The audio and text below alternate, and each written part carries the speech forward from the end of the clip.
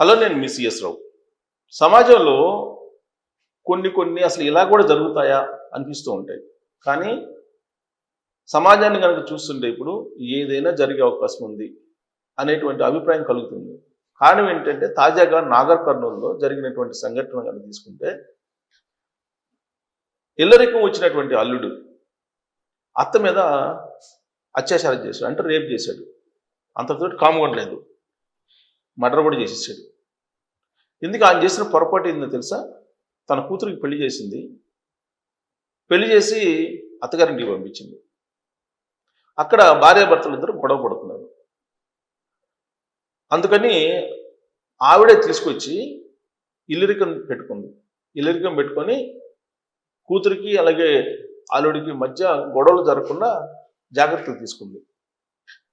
అయితే ఇక్కడికి వచ్చిన తర్వాత కూడా, అత్తగారింటికి వచ్చిన తర్వాత కూడా భార్యాభర్తలు ఇద్దరు గొడవ పడ్డారు. దాంతో కుమార్తె వాళ్ళ బంధువుల ఇంటికి వెళ్ళిపోయింది. ఆ సమయంలో ఇతను ఏం చేశాడో తెలుసా? అల్లుడు ఫుల్గా తాగొచ్చాడు, ఇల్లరికపు అల్లుడు. తాగి నైట్ అత్త మీద పడ్డాడు. రేప్ చేసాడు, ప్రయత్నం చేసి రేప్ చేసేసాడు.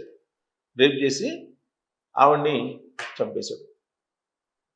ఇది అంటే మానవత్వంతో తన కుమార్తె కుటుంబాన్ని, తన కుమార్తె దాంపత్య జీవితాన్ని నిలబెట్టాలని చెప్పి, భార్యాభర్తలు విడిపోకూడదని చెప్పి ఆవిడ పెద్ద మనసుతోటి అల్లుడిని తీసుకొచ్చుకుని ఇంట్లో పెట్టుకుంటే ఆమె మీదనే మోజుపడ్డాడు. మోజుపడటంతో పాటు మోజు తీర్చుకొని చంపేశాడు. కాబట్టి మంచిగా పోతే ఈ రోజుల్లో ఏమవుతుందో ఈ సంఘటన ఉదాహరణ. ఇంతకీ ఇది ఎక్కడ జరిగిందో తెలుసా? నాగర్ కర్నూలు. నాగర్ కర్నూలు జిల్లా, కల్వకుర్తి మండలం, రఘుపతిపేట జరిగింది. ఇది ఆవిడ ఊరు. ఆవిడ ఊరైతే అక్కడే ఉండేటువంటి తిమ్మాజీపేట, ఆ తిమ్మాజీపేటకు సంబంధించినటువంటి అతనికి కూతుర్నిచ్చి పెళ్లి చేసింది. ఆవిడ చేసిన తప్పు అది, కూతుర్నిచ్చి పెళ్లి చేయటం.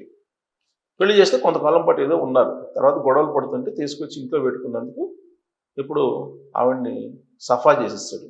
దాని మీద పోలీస్ కేసు అయింది, విచారణ జరుగుతుంది. ఏ విచారణ చేసినా మానవత్వాన్ని మళ్ళీ తీసుకురాలేదు కదా, చనిపోయినటువంటి మనిషిని మళ్ళీ తీసుకురాలేరు. అలాగే అత్త మీద అత్యాచారం చేయటం, ఇల్లరికం తీసుకున్నటువంటి అల్లుడే అత్త మీద అత్యాచారం చేయటం అనేది ఇప్పుడు నాగర్ కర్నూలు మొత్తం కూడా చర్చనీయాంశంగా మారింది.